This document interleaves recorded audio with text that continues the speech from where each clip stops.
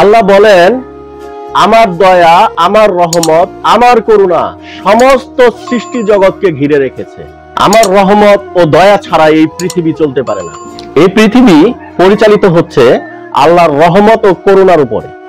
আল্লাহর সমস্ত সৃষ্টির দিকে তাকালে আমরা দেখতে পাবো এক কুদরত ও ভালোবাসা দিয়ে আল্লাহ তার সমস্ত সৃষ্টিকে সৃষ্টি করেছেন। আর সবকিছু এত ভালোবাসা, এত মায়া দিয়ে সৃষ্টি করে সবকিছু আল্লাহ তার আশরাফুল মাখলুকাত, শ্রেষ্ঠ সৃষ্টি মানুষকে দান করে দিয়েছেন।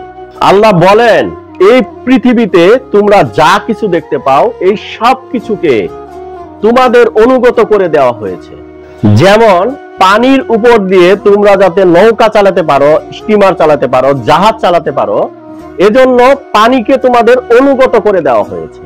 যদি অনুগত না করা হতো, এই পানির উপর দিয়ে তোমরা কোনোদিনও এই ধরনের যানগুলি চালাতে পারতে না।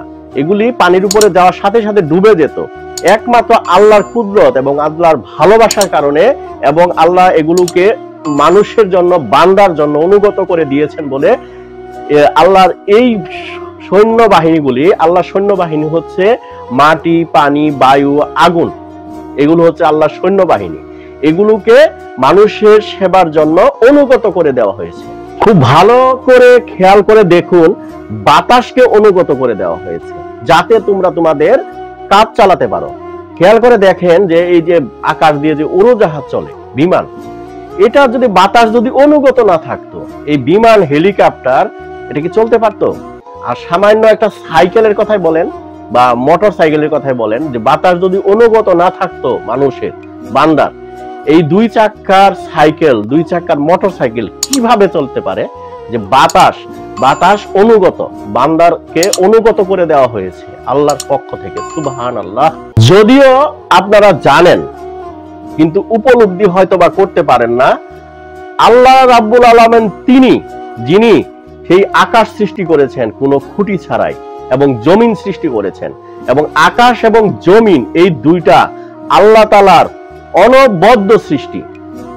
যারা হিকমতপূর্ণ, যারা জ্ঞান সম্পন্ন, তারা কিন্তু ঠিকই বুঝতে পারেন যে এই আকাশ এবং জমিন নিশ্চয়ই কেউ না কেউ নিয়ন্ত্রণ করছেন, কেউ না কেউ সৃষ্টি করছেন। এর পিছনে নিশ্চয়ই কোনো একটা আদি কারণ আছে, এটা এমনি এমনি সৃষ্টি হয়ে যায়নি। আরো এই আকল খাটিয়ে আপনারা খেয়াল করে দেখেন, সেই ঊর্ধ্ব দেশ থেকে আল্লাহ তাআলা জমিনে বৃষ্টি বর্ষণ করেন। যে জায়গায় ফসল আসছে, যে জায়গায় চরাচর সম্পন্ন প্রাণী আছেন, সে জায়গায় বৃষ্টি বর্ষণ করেন এবং সেখান থেকে ফসল উৎপাদন করেন, এবং এর দ্বারা আল্লাহ তাআলা বান্দার খাদ্যের বন্দোবস্ত করেছেন। শুধু কি খাদ্য, এই উদ্ভিদ থেকে বা প্রাণী সম্পদ থেকে আল্লাহ তাআলা কত পুষ্টি, কত কিছু, কত ঔষধপত্র, কত কিছু সৃষ্টি করেছেন আল্লাহ এই বান্দার সেবার জন্য। আল্লাহ আমাদের সবাইকে বোঝার তৌফিক দান করুন। আমিন।